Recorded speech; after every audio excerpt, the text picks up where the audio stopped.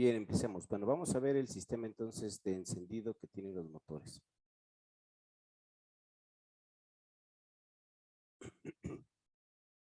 Función del sistema de encendido. El sistema de encendido del motor de émbolo tiene la función de inflamar la mezcla de aire y combustible en la cámara de combustión del cilindro.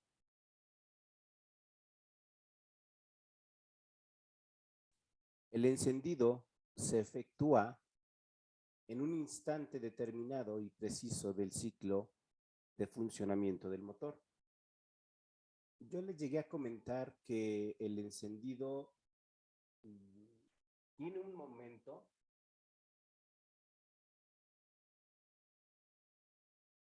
después de lo que viene siendo la, la compresión, o sea, en el momento que ya se está dando la carrera de compresión, momentos antes de que el émbolo llegue al punto muerto superior es donde empieza lo que viene siendo el encendido. Por eso aquí nos dice que es en un, dentro del ciclo, en un determinado punto. La forma práctica de realizar la operación consiste en hacer pasar una corriente eléctrica de muy alta tensión por una bujía en la que salta la chispa. Tipos de sistema de encendido. Hay dos tipos básicos de sistema de encendido, que son por batería y por magneto.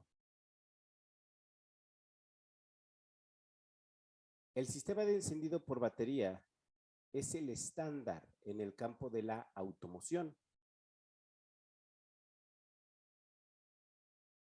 Esto significa que, hablando de la automoción, o sea, se refiere no solamente a aquellas máquinas que tienen motores de émbolo como aviones, sino también como los autos. A eso se refiere con la automoción.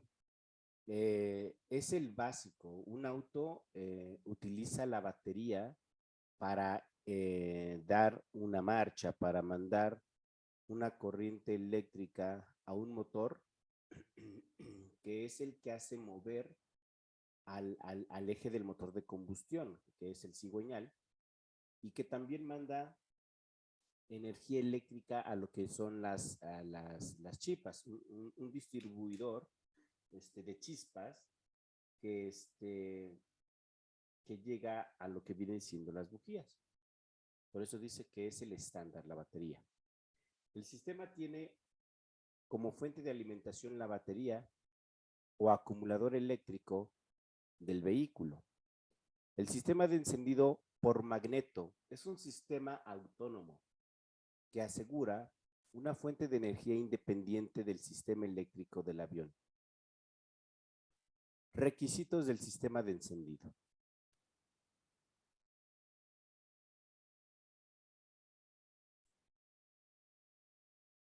Deben cumplir dos tipos de requisitos. Unos tienen su origen en la normatividad aeronáutica y otros derivan de su propia función en la operación del motor. Estos últimos son condiciones técnicas. En relación a los criterios administrativos, los sistemas han de reunir dos condiciones.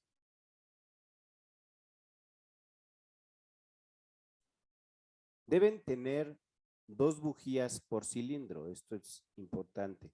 Cuando ustedes vean el motor del avión, cada cilindro generalmente va a tener 4 cilindros, tal vez su motor tenga 4 o puede tener 6, no más. Entonces van a haber dos bujías por cada uno de los cilindros. Esto es para poder asegurar la chispa.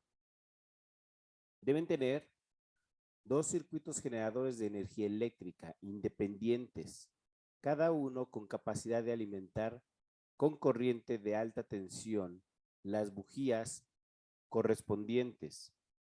Las chispas que saltan en cada una de las bujías del cilindro proveen, pues, una fuente de alimentación distinta. Um, si tiene dos bujías, cada bujía viene de una fuente de alimentación diferente. Entonces, y esto es el asegurar completamente, no va a ser de una misma fuente de alimentación. Esos son los requisitos que debe de tener, pues lo que viene siendo este sistema de encendido vamos a decir, en esta parte de seguridad, lo que nos pide la aviación.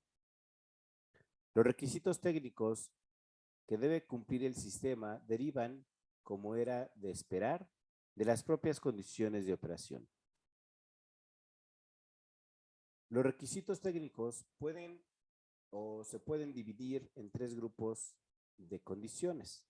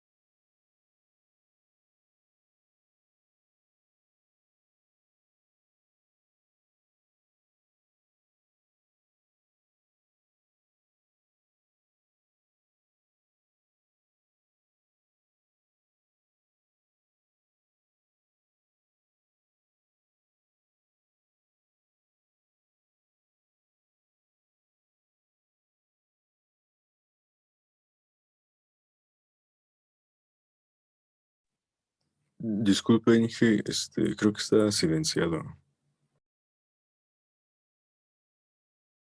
Ok, ahí está, perdón. Este, déjenme ver. Se cerró. ¿Hasta qué punto me escucharon? Porque entonces no me fijé aquí cuando oprimí esto.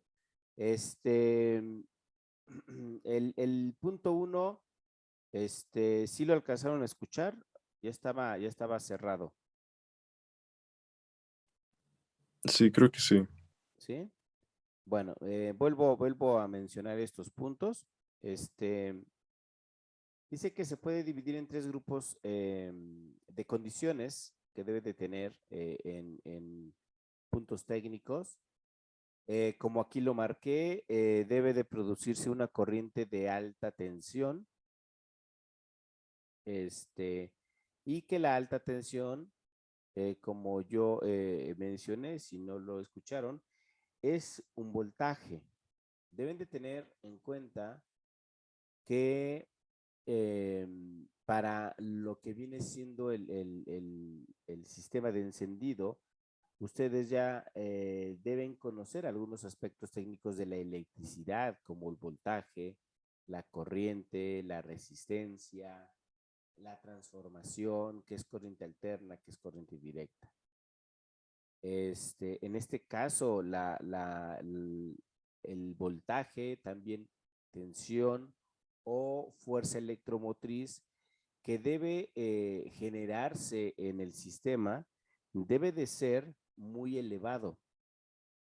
Debe de ser muy elevado porque el combustible que se va a quemar, o el combustible que se va a utilizar para la combustión, tiene un poder de octanaje muy elevado, tan elevado que no con cualquier chispa se enciende. Entonces, ese es uno de los requisitos. El siguiente requisito es la distribución de esta alta tensión, que se va a hacer a través de cableados, un sistema de distribución de este voltaje y corriente. Y también un dispositivo eléctrico de aprovechamiento de la corriente producida. Este caso, pues viene siendo la bujía. Esos serían los requisitos técnicos del sistema. El funcionamiento del magneto. El funcionamiento del magneto se basa en la generación de corriente de alta tensión en el carrete de Rumford. Ese carrete de Rumford vamos a entenderlo más adelante cómo funciona, es una bobina, pero que no es un dispositivo desconocido en la parte del área automotriz. También está. Nada más que aquí tiene una recurrencia como sistema de seguridad. Producción de la corriente de alta tensión. Vamos a entender qué es. El carrete de Ruhmkorff es una bobina eléctrica. Está formado por un núcleo de hierro dulce, alrededor del cual se arrolla un carrete de hilo metálico muy grueso y otro carrete de hilo muy fino, ambos conductores. Supongamos que circula una corriente eléctrica por la bobina de hilo grueso. Se introduce de esta forma un campo magnético que enlaza el carrete de hilo fino, produciendo en este una fuerza electromotriz inducida. El núcleo de hierro que está entre las bobinas tiene la función de reforzar el campo magnético creado. Si la corriente que circula por el carrete de hilo grueso se interrumpe de forma brusca, repentina, se produce una tensión muy alta en la bobina de hilo fino, como consecuencia de la rápida concentración y desaparición del campo magnético. El principio del carrete de Ruhmkorff se emplea de formas diversas en los sistemas de encendido de los motores alternativos. Hasta aquí le voy a hacer un paréntesis. Si no nos vamos tan lejos a lo que viene siendo esta parte del carrete, para que lo entiendan, cómo, cómo funciona. Yo creo que todos hemos tenido en casa para encender la estufa, si es que tienen una estufa que no tiene un encendido de chispa, o sea, ya propia. Hay encendedores, eh, elementos que generan una chispa. Son manuales. Hay otros que generan, que es un encendedor, así tal cual, de gas. No, esos no. Hay unos que encienden, pero generan una chispa. Uno lo oprime y genera la chispa, y esa chispa, cuando la acercamos nosotros a lo que viene siendo los quemadores y ponemos el gas, pues ya se prende. Esos son mucho más efectivos que los que son de gas, porque esos que son de gas, se acaba el gas del encendedor y pues se tira. Entonces no sirve de nada, porque si queremos que siga funcionando, tendríamos que comprar el cartucho nuevamente para tener ahí el encendedor. No. Hubieron unos, si ustedes no los conocieron, hubieron unos que simplemente apretaban. ¿Qué tenían estos? Estos tenían en su interior una bobina. Esto que dice aquí, tenían el carrete de Ruhmkorff. La bobina era una bobina de un hilo de cobre aislado grueso y un hilo de cobre más finito. Pero además de eso tenían una batería, una pila de reloj. Entonces lo que pasa con la pila de reloj es que manda una corriente por esa bobina de hilo grueso.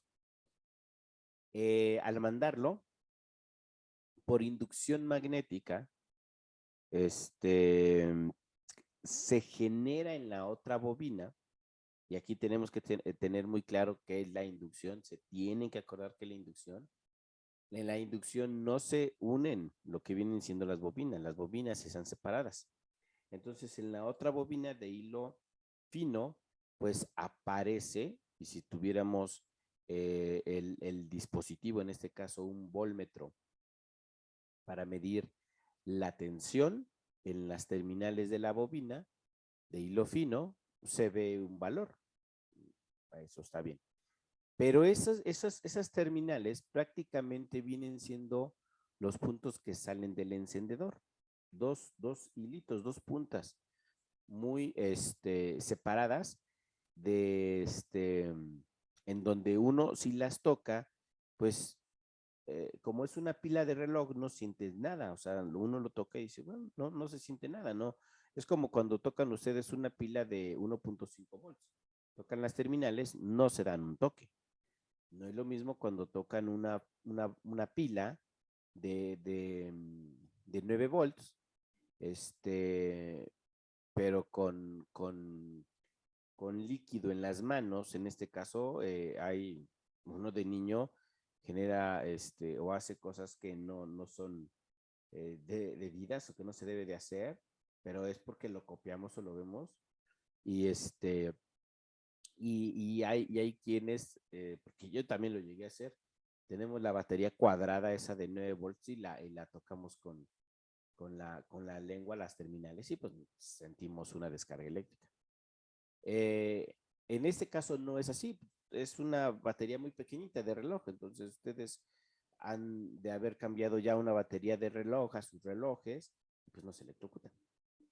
Pero aquí viene el efecto que dice aquí el principio.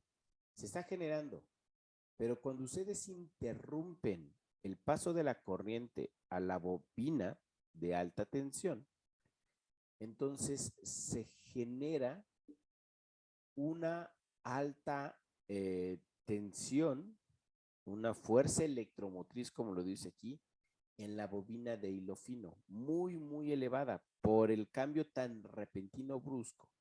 Es cuando tienen el encendedor y lo oprimen. Al oprimirlo, automáticamente se corta la corriente eléctrica y entonces en la bobina de hilo fino se concentran muchos electrones. Es una barrera enorme de electrones y eso es lo que genera la chispa. Esa bobina es la que eleva lo que viene siendo la fuerza electromotriz, la cantidad de electrones que están en un cierto punto. No tanto corriente, sino cantidad de electrones acumulados por un alambre tan fino. Entonces, así es como se genera la chispa. Voy a pasarme a lo que viene siendo Word para ir visualizando mejor. Lo voy a hacer a través de un diagrama como estuve haciéndolo con los motores para que entonces ustedes lo entiendan mucho mejor. Aquí más adelante en el manual viene una bobina, pero bueno, yo lo que quiero es que lo vayan a entender, y por tal motivo lo voy a tener que estar dibujando. Entonces, permítanme, mientras me paso a Word.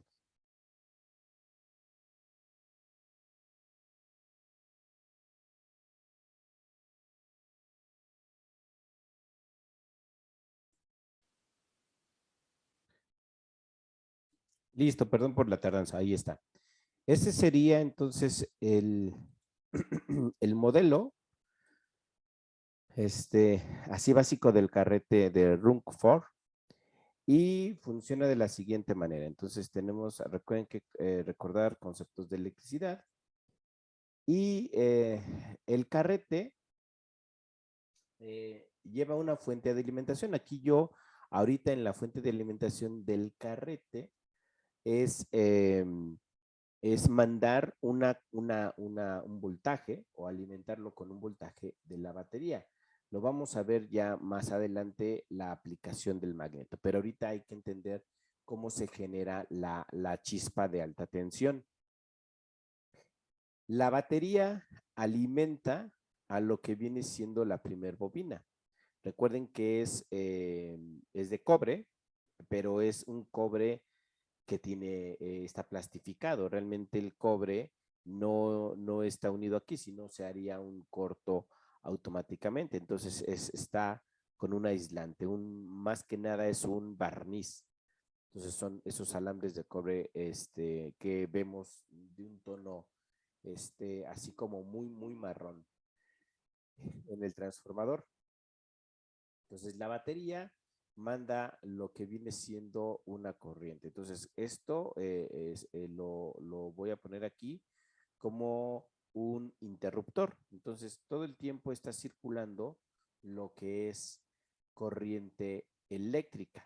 Aquí lo que hace, entonces yo con estas flechas, líneas, pasa por aquí lo que es corriente eléctrica, por lo que viene siendo la bobina, pero aquí como la corriente eléctrica, el flujo de electrones que pasa por este conductor tiende a hacer un giro, los giros que van a ocasionar, al estar moviéndose así la corriente eléctrica, por forma geométrica, empiezan a generar un campo, eléctrico, pero como esa bobina está su núcleo, es un núcleo de hierro, que es esto que está aquí, entonces ese campo va a ser mucho mayor, ese campo eléctrico. Aquí está circulando lo que es la corriente eléctrica y esta regresa nuevamente a la batería, entonces es un circuito, así está. Las líneas de flujo de campo eléctrico aumentadas gracias a lo que es el núcleo férrico van a ser tan grandes que van a inducir a la otra bobina. Entonces aquí vamos a poner las líneas. Aquí está una línea de campo eléctrico, que bueno, ustedes sabrán que también se está formando junto con el campo eléctrico un campo magnético. Nada más que ahorita en el campo magnético no nos vamos a meter, solamente el campo eléctrico. Entonces aquí está el campo eléctrico. Las líneas son muy grandes, tan grandes que van a llegar al otro. Entonces aquí ya está la línea. Entonces aquí viene la otra línea. La línea del campo pasa por el centro de lo que viene siendo la bobina. Todo lo que es el campo eléctrico se ve inducido aquí. De este lado, pues se dirá cómo se va a generar pues un flujo eléctrico. El flujo eléctrico se va a generar porque el cobre que tenemos aquí tiene electrones. Entonces, estos electrones van a tener que mover. Pero además, el campo eléctrico está mandando energía. Entonces, es una energía el campo eléctrico. Estos se van a introducir. Esta energía, pues son electrones libres que se van a introducir aquí y que van a actuar junto con los demás electrones que tiene la bobina de cobre. Por tal motivo, van a excitar tanto esta bobina de cobre que esos electrones entonces van a empezar a tener un movimiento. No se va a ver, ¿no? No se va a ver hasta que de este lado tengamos un dispositivo en el cual nosotros observemos ese flujo para que exista el movimiento. Entonces, ¿qué podemos poner de este otro lado? Vamos a ver, podemos poner lo que viene siendo una lámpara. Y voy a poner esto, que es, vamos a decir que es una lámpara. Y esta lámpara pues se va a conectar. Entonces aquí se conecta una terminal, se conecta la otra terminal y entonces en ese momento se cierra el circuito. Al cerrarse el circuito, de este lado, va a empezar a haber un flujo eléctrico. Llega por aquí, llega a la lámpara y entonces la lámpara pues va a empezar a encender. Entonces aquí ya aparecen los rayos de luz y la corriente eléctrica va a circular. Entonces, esto que tenemos aquí es la teoría básica de la inducción a través de dos bobinas separadas con núcleo de hierro, y esto es el carrete de Ruhmkorff. Así está bien. La tensión que tenemos aquí es una tensión que va a depender su valor, o sea, el voltaje. Si aquí la batería es de 12 volts, en este carrete de hilo muy grueso de cobre, pues esta salida de voltaje puede ser la misma, o sea, los mismos 12 volts, si la bobina fuese la misma, o sea, del mismo tamaño, del mismo grosor y la cantidad de espiras que están aquí. Entonces saldrían también 12 volts. Habría alguna pérdida en el camino, claro, pero nominalmente serían 12 volts. Pero puede ser menor, y puede ser menor dependiendo de la cantidad de espiras, o sea, de vueltas que tiene el hilo. Puede ser menor o puede ser mayor. Ahí se oye algo extraño, ¿no? Si son 12, ¿cómo van a salir de este lado 24? Si salen, nada más que el flujo de corriente sería más lento, pero el voltaje sería el mismo. Voltaje y corriente son cosas diferentes, entonces hay que recordar esa parte, ¿no? Entonces tenemos la tensión, que es la diferencia de voltaje aquí, pues puede ser igual, puede ser mayor o puede ser menor, dependiendo de las espiras. Eso ya es otro término lo que nosotros queremos sacar. Esto que tenemos aquí es prácticamente lo que sucede en los cargadores de celulares, que en algún momento se llamó aquí en México eliminadores de batería, porque hay muchos dispositivos que utilizan baterías, entonces se requería que para un radiecito, para una televisión portátil, pues corriente eléctrica. Entonces, teníamos nosotros muchos eliminadores en casa, o muchos cargadores. Entonces aparecieron los eliminadores de batería en los cuales tenían muchos rangos de voltaje y eran muy buenos porque nos daban voltajes de 12, de 9, nos daban de 3, de 1 volt, nos daban muchos voltajes. Entonces así se le llamaron. Entonces un cargador de dispositivos como un celular es esto, es este funcionamiento. Es así, entran 127 volts y nos van a dar 5 volts porque los celulares ahorita ya tienen un patrón, todos, entre 5 a 5.2, 5.3 volts, ya sean iPhone, ya sean Android, todos los celulares ya están bajo el mismo patrón. Entonces así es como funcionan y en ese cuadrito cajita cargador es esto lo que tiene adentro. Es muy simple. Bueno, pero vamos a ver qué pasa con la corriente de alta tensión. Este flujo de electrones a través del campo eléctrico que llega hasta aquí es constante. Es constante en cierto tiempo, mientras la batería siempre suministre la misma cantidad de voltaje y corriente a lo que es la bobina primaria, la más gruesa. Entonces, ¿qué pasa de este lado? Entonces, voy a ir quitando el foco, porque realmente nosotros no queremos aquí un foco. Entonces aquí pasa, siempre aquí están vivas, aquí ahorita no están unidas, pero aquí hay corriente. Necesita simplemente enlazarse, cerrar el circuito para que se vea la corriente. Entonces está aquí. Como no hay flujo, como no hay una unión entre estas, aquí lo que pasa con la corriente es que de un lado se empiezan a acumular electrones. O sea, aquí, para que exista este flujo o la corriente eléctrica, entonces se empiezan a acumular pues varios electrones. Entonces aquí se acumulan.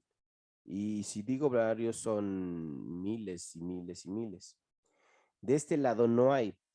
Cuando se llama diferencia potencial, el término que nos da volt es que de un lado hay pocos y de un lado hay muchos. ¿Por qué existen las descargas eléctricas? ¿Por qué a ustedes en los aviones les van a caer descargas eléctricas o por qué existen los rayos? Ustedes ya llevaron su clase de meteorología, se les tuvo que haber explicado porque eso es un punto muy importante de lo que son las descargas eléctricas, y es que la nube acumula mucha carga eléctrica, mucha electricidad estática. Estática significa no se mueve, está ahí, muchísima, muchísima.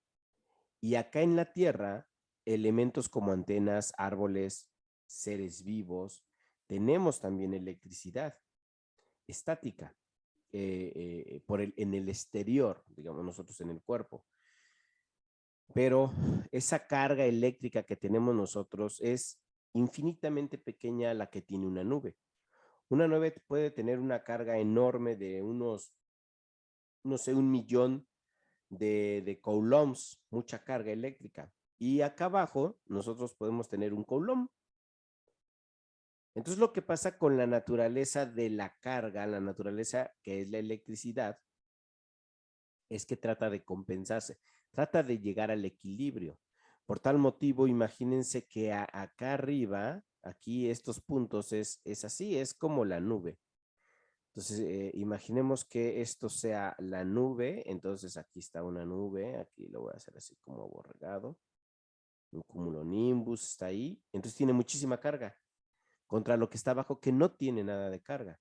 Por tal motivo requiere equilibrarlo y entonces salta una chispa que nosotros lo conocemos en la atmósfera como un rayo, para que entonces se equilibren. Si acá tiene 1 millón de coulombs, si acá tiene un coulombs, pues entonces le va a dar parte para que entonces se equilibren, pero no se lo da de un jalón, se lo da en rayos, por eso son muchísimos rayos o descargas eléctricas lo que hace la nube.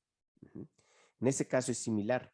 Aquí se empiezan a acumular muchos electrones de un lado y esto va a depender del movimiento del flujo eléctrico que tenemos aquí.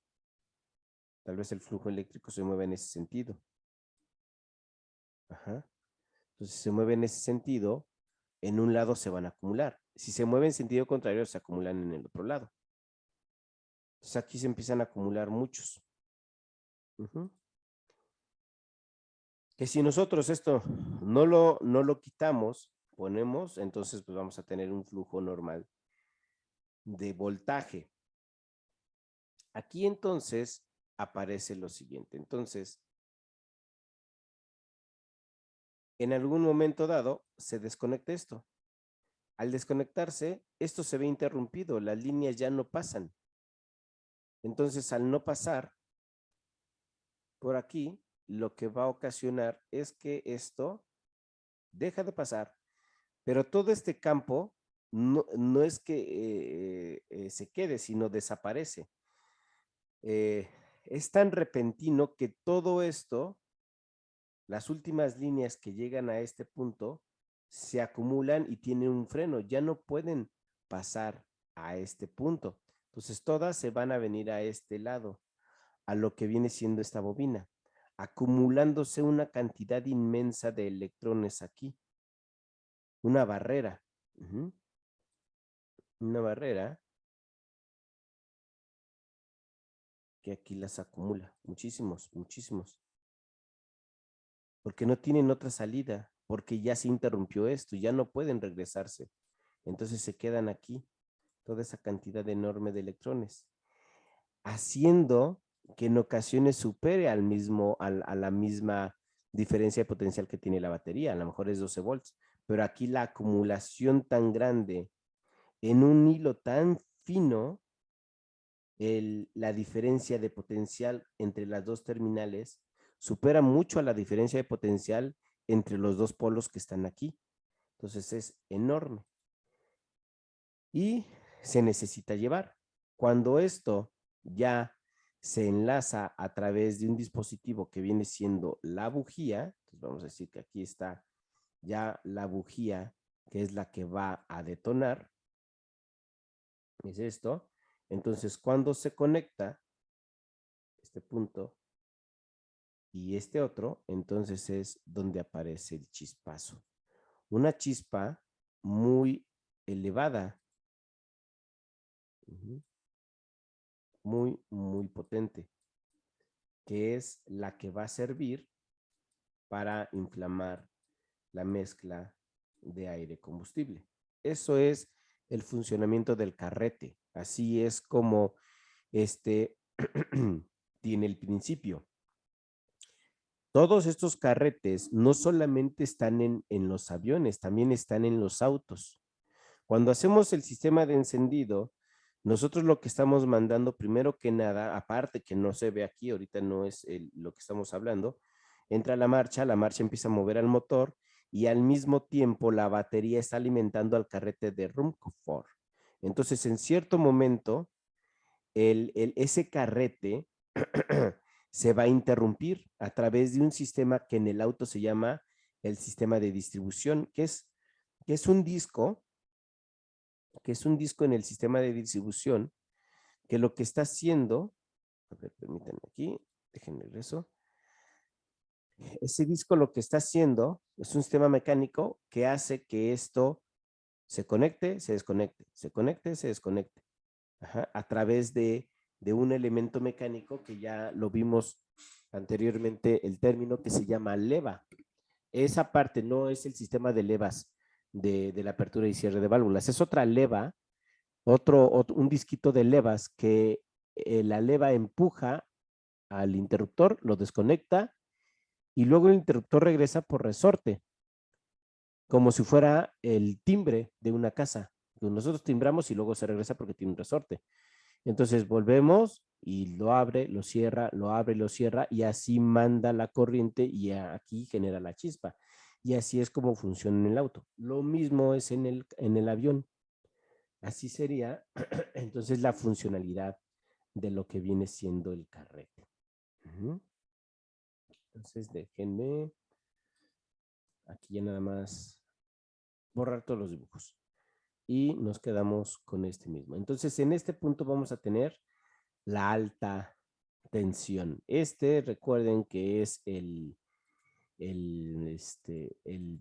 interruptor, todo el tiempo va a estar haciendo esto. ¿Cuántos carretes hay? Pues hay muchos carretes como bobinas. Este carrete es para perdón, como bujías. Este carrete sería para una bujía. Entonces, si el avión tiene 6 cilindros, tendríamos 12 carretes, 12 bobinas de Rumford para que éstas alimenten a cada una. Ahora vamos a ver qué más nos dice el texto.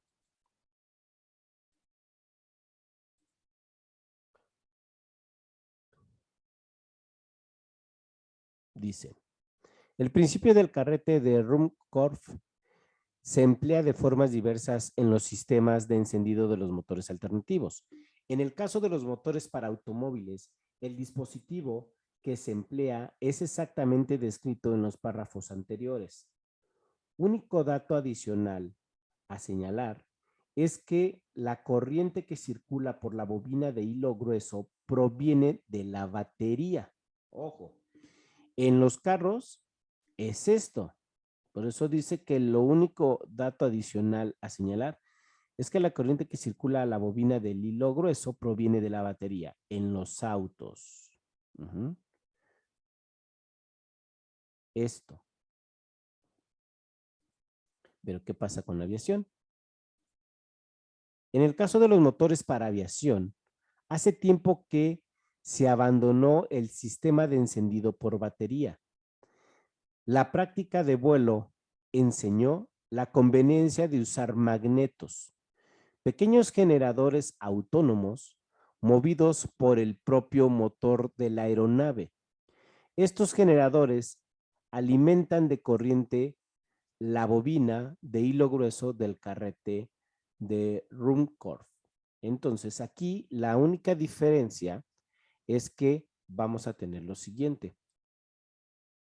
En la parte automotriz, pues tenemos esto. Pero en el otro, entonces, va a aparecer un dispositivo que se llama magneto. Entonces, aquí, lo único que voy a hacer es que lo hago de una manera diferente.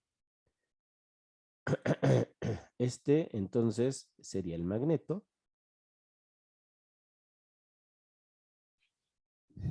Pongo magneto.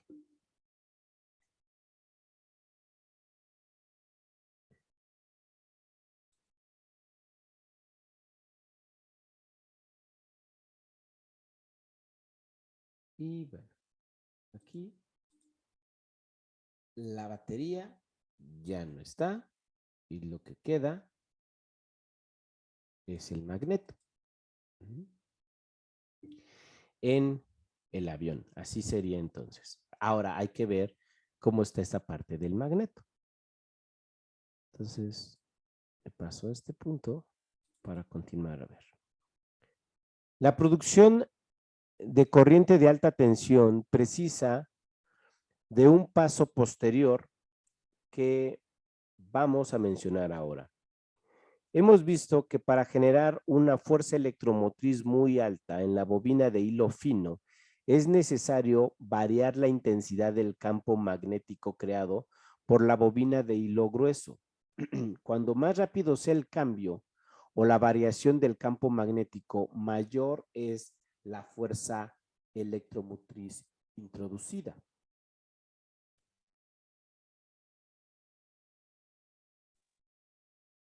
La forma más rápida de anular el campo magnético consiste en interrumpir bruscamente la corriente eléctrica en la bobina de hilo grueso. Anular el campo. Esto es eliminarlo. Es el mayor cambio que se pueda o que se puede hacer.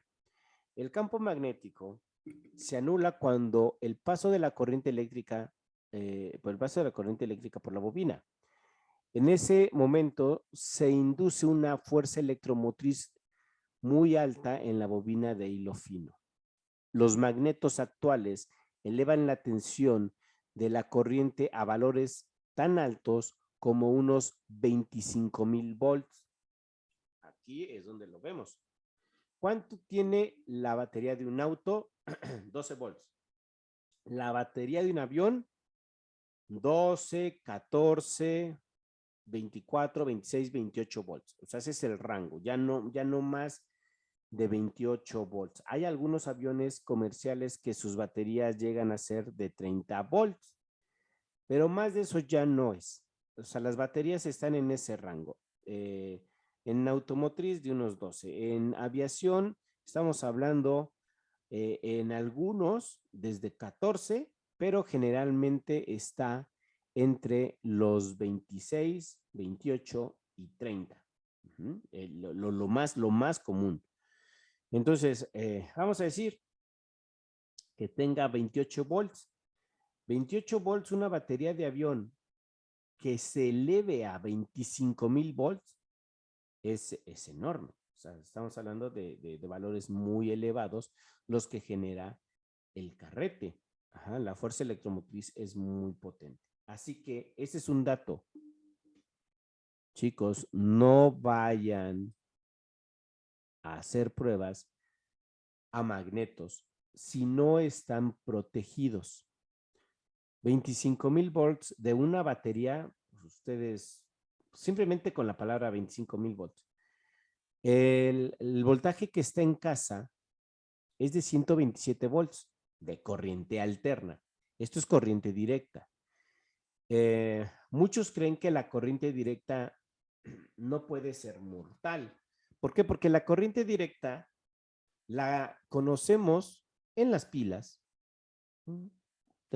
que tienen un control para televisión, un control remoto, el voltaje con el cual se carga un celular, no sé, el de un aro de luz, la batería pequeñita del reloj. Eso todo es corriente directa, pero es así de pequeña porque así se requiere para los dispositivos. Pero no quiere decir que no sea peligrosa. Si ustedes llegasen a tocar ese tipo de encendedor que yo digo, lo tocan y sienten esa chispa, pues van a sentir calambres porque es muy elevado. Cuando estén viendo el motor, hay que procurar tener guantes, cuidarse, aterrizar. La batería debe de estar bien asegurada al chasis del avión, porque una de esas descargas los puede tumbar, los puede desmayar, es mucha descarga. También tengan cuidado con ver la bujía. Si la bujía la van a ver, asegúrense que el magneto esté desconectado, que la bujía no esté conectada a esta, si es que van ustedes a cambiarlo.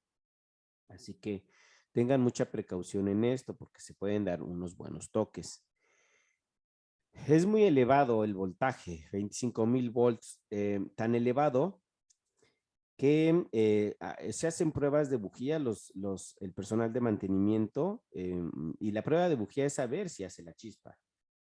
Saber si hace la chispa y la manera es encender y entonces mandar la tensión hacia la bujía para que se vea la chispa. Pero cuando lo hacen, la bujía la ponen en una posición en donde va a generar la chispa, pero todos se tienen que alejar. Así hay pruebas que llegan a ser en talleres. Yo en donde he visto que hacen pruebas de este tipo es en Cóndores de la Policía, una instancia de helicópteros de la Policía de la Ciudad de México que está allá en el Aeropuerto Internacional de la Ciudad de México, rumbo a Los Hangares. Son unos helicópteros azules. Ellos hacen las pruebas, han llegado a hacer pruebas así, que habrá que ver bajo la restricción de AFAC y de sus manuales de mantenimiento, si se deben hacer así o no. Ellos las hacen en la plataforma donde están los helicópteros. Entonces ponen la bujía y truena, entonces uno lo escucha y parece que es una explosión, un tronido muy, muy fuerte. Entonces suena. Las bujías no se parecen a las bujías de un auto chiquitas, no son más grandes las bujías de un avión. Este, la, los 25,000 volts o poco más de esos es una tensión tan elevada que puede desmayar, así lo dicen en el mantenimiento, hasta un elefante. O sea, con esos 25,000 volts de un instante, un chispazo, el elefante cae desmayado. Entonces es muy elevado. Tengan mucho cuidado cuando vean las bujías, los magnetos, simplemente consúltenlo con el capitán y con el personal de mantenimiento cuando ustedes ya vayan a estar volando. ¿Ok? Entonces, ese sería un valor. Dice, por fortuna, contamos con un mecanismo muy simple que, trabajando a baja tensión, puede controlar la producción de voltajes tan elevados. Este dispositivo mecánico está construido en torno a dos contactos metálicos, uno fijo y el otro móvil, de manera que éste puede aproximar o separar del primero. La posición del contacto móvil está controlada por dos mecanismos, una leva cuya cresta lo empuja y separa con el contacto fijo y un resorte que tiende a mantenerlos unidos. Los contactos forman parte del circuito eléctrico de la bobina de hilo grueso, ver figura 7.1, de manera que la corriente eléctrica cesa de circular por la bobina cuando la leva separa los contactos. En este momento, el campo magnético se anula y aparece como consecuencia una FEM inducida de valor muy alto. A destacar las cuestiones siguientes. Aquí tenemos lo que es el esquema básico del magneto. Entonces, hay que entenderle al circuito, fíjense. Lo que tenemos en esta zona, aquí lo voy a encerrar para verlo parte por parte. Esta zona es la parte de lo que viene siendo los contactores, el esquema básico de lo que es el magneto. Esto que tenemos acá son las bobinas. Dice bobina del circuito primario. Bien, aquí vamos a entender cómo está. Fíjense. Aquí el circuito primario es la bobina de hilo grueso. Pues aquí está la bobina de hilo grueso, que es la que se va a alimentar. Hay una conexión que se llama conexión a masa. En este caso, lo entendemos como el polo negativo. Y la otra, que está aquí, que es la que va aquí a este recuadro, viene siendo la conexión que es a la fuente, que es el lado positivo. Entonces, para entender lo positivo, negativo, así son. Entonces, este circuito es prácticamente lo que estamos viendo nosotros aquí, es esto. Nada más que en este lado pues, tengo yo el interruptor. Es lo que vamos a ver. Un positivo, que puede ser este que pasa por aquí. Y la tierra, que es esta, la conexión a masa, que es este otro que pasa aquí. Para no confundirse. Ahí está. Entonces, aquí está el interruptor. Un interruptor tiene que abrir y cerrar. Este interruptor es para hacer funcionar a lo que viene siendo el magneto. Ahora, de este lado tenemos otro interruptor. Este otro interruptor es el interruptor que yo dibujé, que bajaba y cerraba. Aquí lo que tenemos es que en este caso, ese interruptor tiene dos posiciones, dos elementos aquí que son estos cuadritos. Nosotros en la electricidad le llamamos platinos, son unos contactos. Si ustedes abren un apagador de luz de casa, de su habitación, porque ya a lo mejor dejó de funcionar y por alguna razón ustedes no van y compran uno nuevo, sino simplemente dicen, bueno, vamos a ver qué tiene. ¿Cómo está? Entonces tienen dos laminitas y esas laminitas son unos platinos. Esos son los que están aquí. Aquí tenemos una leva. Recuerden que las levas tienen esa forma como de manguito. No son círculos. Entonces lo que hace la leva es que gira. ¿Quién lo hace girar? Bueno, viene todo un mecanismo mecánico que lo hace girar. Eso es aparte. Bueno, esa leva, ese manguito, se mueve. Cuando llega al punto más elevado, el platino se separa y entonces ya no hay corriente eléctrica que llegue aquí.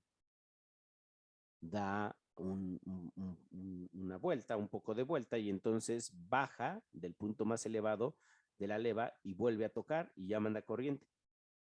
Esto está girando constantemente. Entonces lo que hace es que se separan, se cierran, se separan y así están, se separan, se juntan, se separan, se juntan, se separan, se juntan muy rápidamente y entonces aquí manda corriente eléctrica, genera un campo eléctrico y un campo magnético esto y luego se interrumpe y luego se vuelve a generar, entonces está generando campos magnéticos y eléctricos no continuos, sino descontinuos y esos van a introducir todo ese campo a la bobina secundaria, que aquí no aparece, simplemente estamos generando esto. Esto es cómo funciona y es lo que nos dice aquí el sistema de la leva.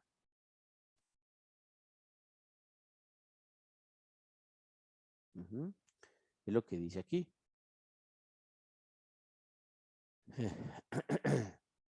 Vean. Dice, nuevamente lo voy a leer. Por fortuna contamos con un mecanismo muy simple que, trabajando a baja tensión, puede controlar la producción de voltajes tan elevados. Este dispositivo mecánico está construido en torno a dos contactos metálicos que son estos. Uno fijo, y el otro móvil, de manera que se puede aproximar o separar del primero. La posición del contacto móvil está controlada por dos mecanismos, una leva cuya cresta lo empuja y lo separa del contacto fijo y un resorte que tiende a mantenerlos unidos. O sea, esto llega a bajar. Los contactos forman parte del circuito eléctrico de la bobina de hilo grueso, por esto es el primario. Ver la figura. De manera que la corriente eléctrica cesa de circular por la bobina cuando la leva separa los contactos. En este momento el campo magnético se anula y aparece como consecuencia una fuerza electromotriz inducida de un valor muy alto. Y así es como funciona. Este sería entonces el esquema básico de sistema básico para generar el campo eléctrico y magnético y a su vez la introducción de la alta tensión para la bobina secundaria, la bobina de hilo fino. Bien, ¿qué más te dice? Con un mecanismo que trabaja a unos cuantos voltios, los contactos, se controla una corriente cuya tensión se mide en miles de volts. Los contactos deben de estar construidos de materiales de alta resistencia a la oxidación. Antiguamente se fabricaban con materiales que contenían platino, de ahí la popularidad del término platinos, que se conocían hoy en día se fabrican de tuxteno. Entonces eran así y así se conocen. Ustedes cuando vayan a, no sé, a llevar a su auto al taller y les digan que les van a cambiar las bujías porque los platinos de las bujías ya se ensuciaron, y ese es el término, porque eran de platino. Los apagadores hoy en día de casa, pues ya no, esos contactores no son de plata, son, a los más corrientes son de cobre. Entonces hay apagadores que dejan de funcionar o hacen mal contacto y por estar haciendo su función diaria, ¿no? De encender un foco. En la parte automotriz sí deben de ser de platino o deben de ser de tuxteno para asegurarlo. En el avión es lógico, no, en los aviones no podemos decir, bueno, pues también funciona el cobre, así simple. Quítenle la plata, ¿no? Quítenle el platino o quítenle el tuxteno. No, ahí sí, por fabricación deben de tener esto. Ahora, lo que hacen en la industria automotriz es que estos contactores, los platinos, y que es mal, o sea, no es una práctica correcta, pero en la parte automotriz, en todo el mundo y más que nada en países latinoamericanos, México encabeza todo, es que la industria automotriz, los mecánicos, pues le meten tanto mano a los autos que los hacen máquinas fáciles de arreglar y en donde violan diversos procedimientos de seguridad. Aquí la situación es que los autos, si se están mal arreglados, pues se detienen. Entonces no pasa nada. Y en el momento que uno dice es que no pasa nada, se regresa al taller, pues entonces es una práctica común, es una práctica que siempre se va a volver a hacer. Si ustedes saben cambiar bujías en sus autos, qué bueno.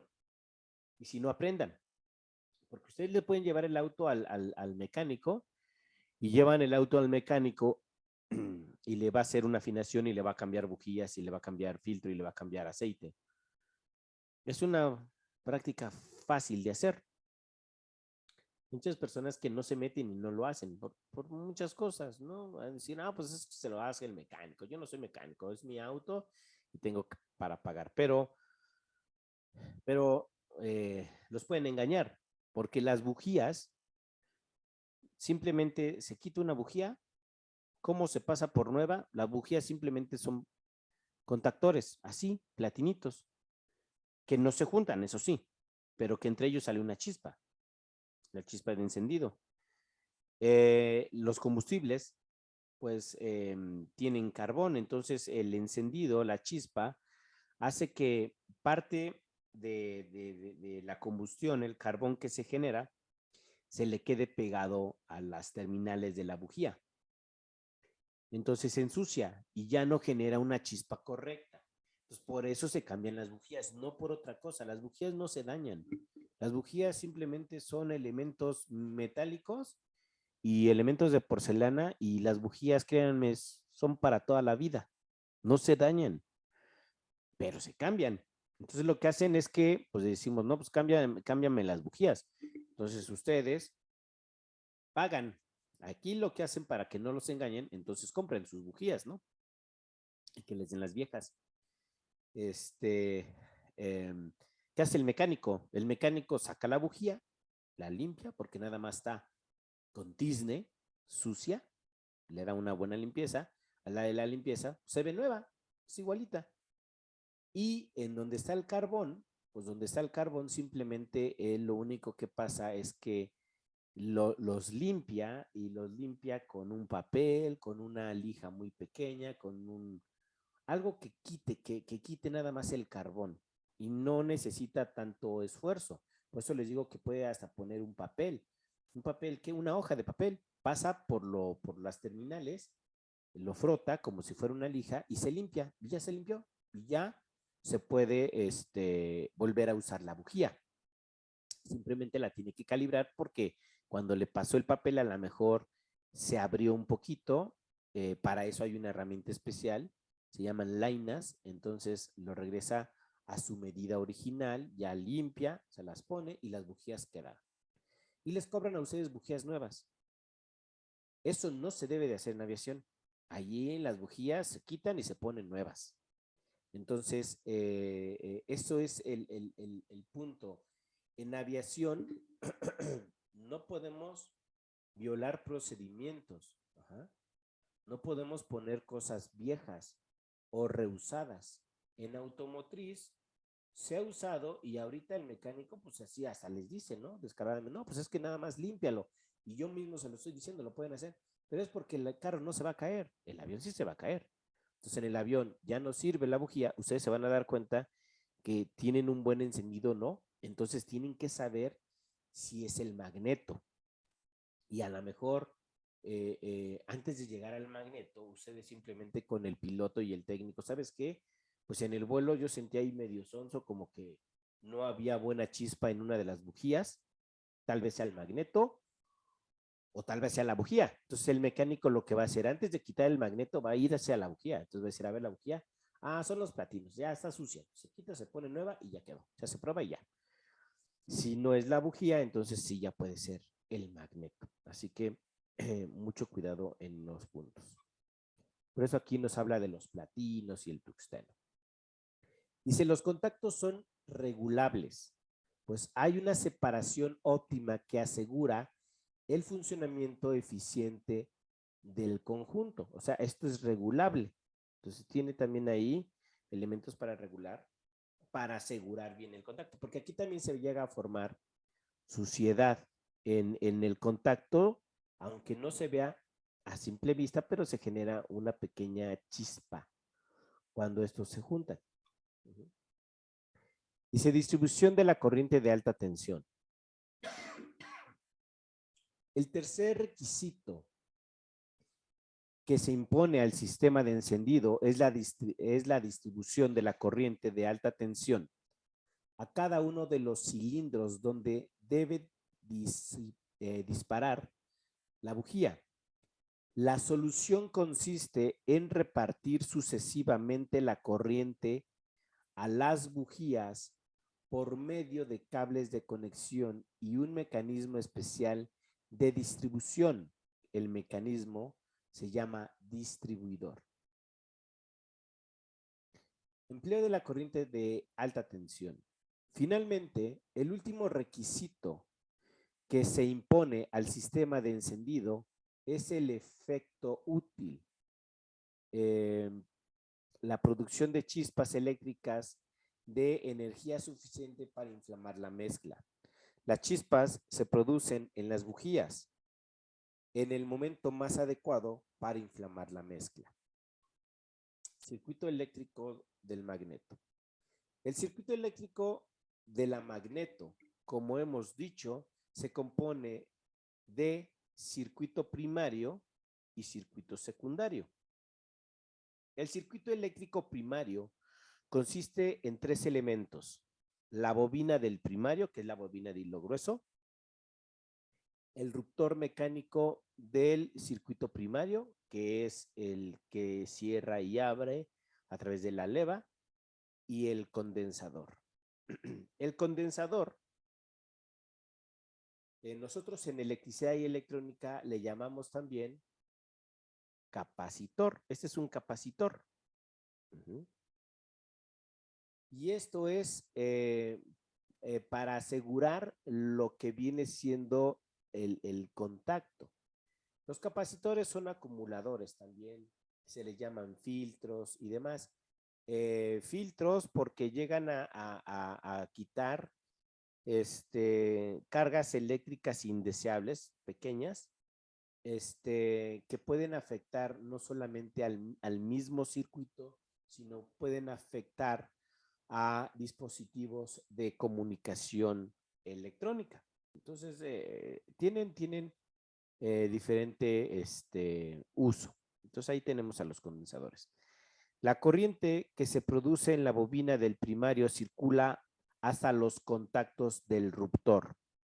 Los contactos forman parte del ruptor del circuito primario. Los movimientos de apertura o cierre de los contactos dependen de la posición de la leva. Los contactos, que son los platinos, tienen pues una parte fija y una parte móvil. La punta móvil dispone de un martillo o una lámina metálica elástica, a lo que se refiere, de tal modo que sube cuando es empujada por la leva, pero cuando cesa la presión de la leva, recupera de nuevo su posición original y cierra el circuito. Los contactos están en serie con el circuito, es decir, uno de ellos, el móvil, está conectado al circuito de la bobina del primario y el otro está a la masa. Nótese la presencia del condensador, les digo, el capacitor. La función del condensador es eliminar la formación de chispas en las puntas de los contactos. Las chispas queman los contactos y producen picaduras que pueden terminar por alterar la geometría de las puntas de cierre. El funcionamiento del condensador es el siguiente. Cuando los contactos del ruptor se abren, existe entre ambas puntas una diferencia de potencial muy alta. Aquí voy a poner lo que viene siendo el dispositivo, esto de aquí. Entonces dice, el funcionamiento del condensador es como sigue, aquí está.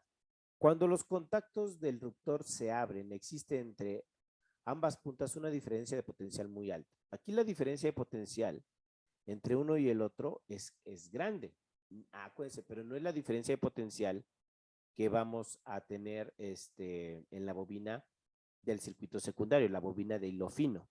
No, es simplemente entre ellos. Esto pasa en todos los contactos. Si nosotros tuviéramos la posibilidad de tener apagadores en la casa, en nuestras habitaciones transparentes, viéramos estos dos contactos. Y si está apagada la luz en nuestra habitación, los contactos tienen una separación entre ellos muy pequeña. Y nosotros podríamos observar en ellos que se forman una cierta cantidad de chispas. Si lo apreciamos bien y es un lugar oscuro, no hay luz, pero está ahí el apagador que todavía no está haciendo su función de encender el foco, están formándose chispas en esta zona tan pequeña. Esa es la diferencia de potencial.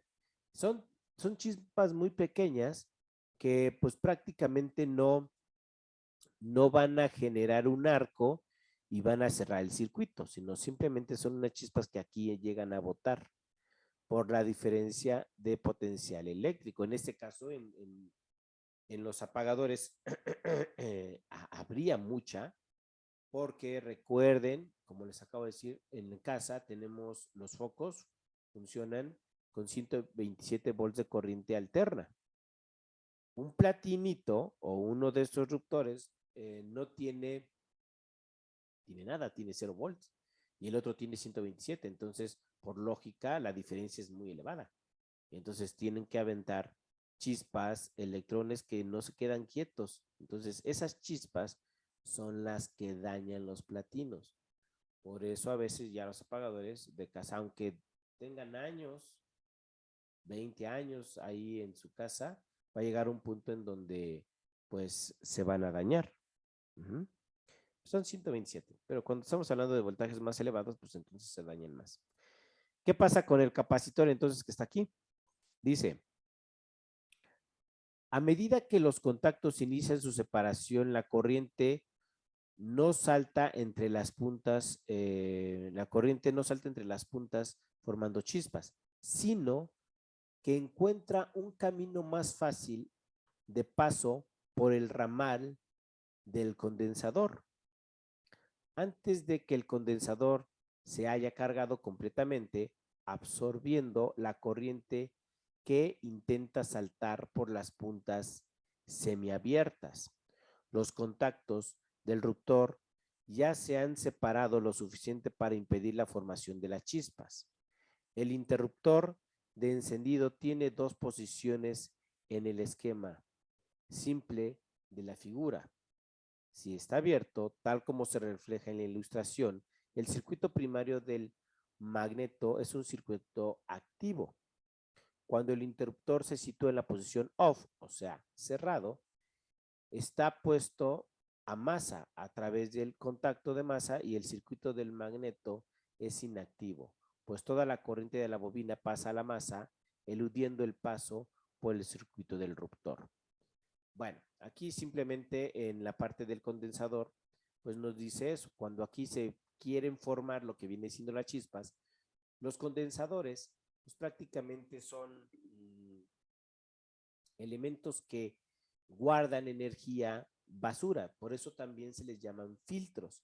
Entonces por aquí las chispas quieren generar, pero como hay entre ellos aire, esta separación, la electricidad también es floja, entonces si le cuesta mucho salir de aquí para llegar acá, porque hay aire entre ellos, entonces va a buscar otro camino. La electricidad se va a regresar y va a llegar a este punto que es el capacitor y aquí se va a llenar. Al llenarse, en el momento de que este ahora sí baja, toca, entonces manda la corriente. Y aquí también, esta del capacitor pasa y se descarga. Vuelve a bajar y subir la leva, se separan estos, se generan aquí, se están generando unas chispas, son absorbidas, se regresan acá, baja, se juntan, entonces, ¡pum!, ya manda la corriente. Así que el condensador se está descargando también en el momento de cerrar el circuito. Para eso funciona. Bien. ¿Qué más tenemos? Dice, el circuito eléctrico secundario del magneto comprende los componentes siguientes, que no se ven aquí en la figura, no se ven en otra figura. Dice, la bobina del circuito secundario. ¿Qué más? El distribuidor de corriente, que son los dos dispositivos. Entonces, la bobina del secundario, ahora me paso a lo que es Word. La bobina del secundario, que es esto, y acá, después de la bobina del secundario, va a haber un disco que se llama distribuidor, que es el que va a distribuir la chispa para cada, o va a distribuir la energía eléctrica para generar la chispa a cada una de las bujías. Entonces, esas son las dos partes.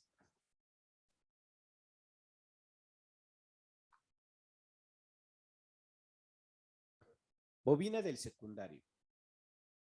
Ya hemos dicho que la bobina del circuito secundario está formada por un arrollamiento de miles de espiras de hilo de cobre fino, montado sobre el arrollamiento del primario, pero independiente. Una terminal de esta bobina se conecta a masa en el mismo núcleo de hierro y el otro se une al distribuidor de la corriente. Bueno, aquí dice que están las dos una sobre la otra. Yo no lo puse así para entenderlo, pero lo que nos dice aquí es que están de esta manera.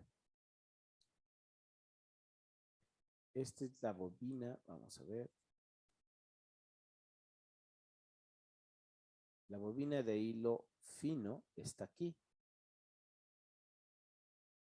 Realmente el núcleo de hierro es uno solo que está aquí adentro. Entonces vamos a verlo de esta manera. La bobina está aquí adentro. Esta la pongo. Envío al fondo. Está aquí. Nada más que no se unen.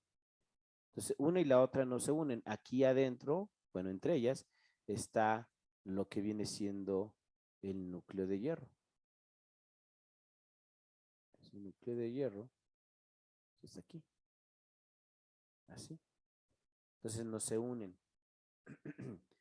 Pero yo lo había dibujado de la otra manera para que ustedes entendiesen lo que es el campo y la separación de las bobinas, porque así, pues, pues aquí hay una bobina secundaria, pues no se ve. Entonces, por eso yo tenía que dibujarlo de esta manera para que entendiesen cómo estaban.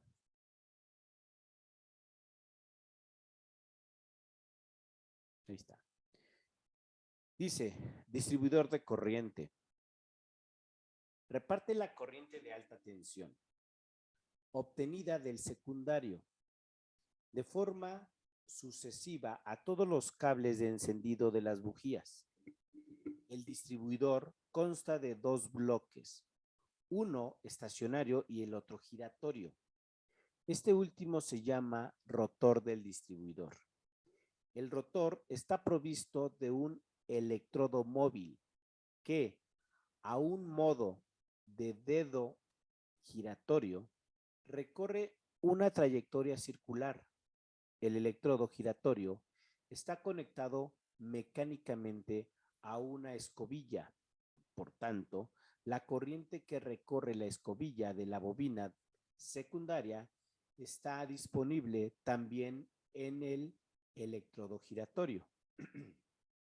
La corriente del electrodo móvil pasa a cada bujía de los cilindros vía los cables respectivos de encendido.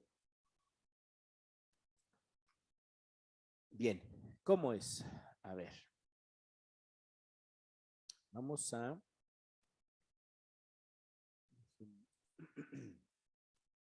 abrir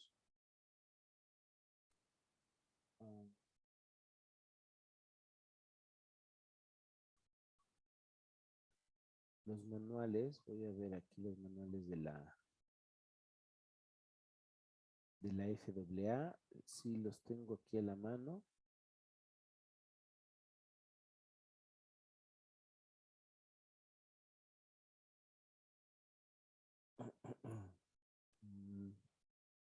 Para que ustedes lo vean mejor, porque en este manual que tengo no se ven tan claros.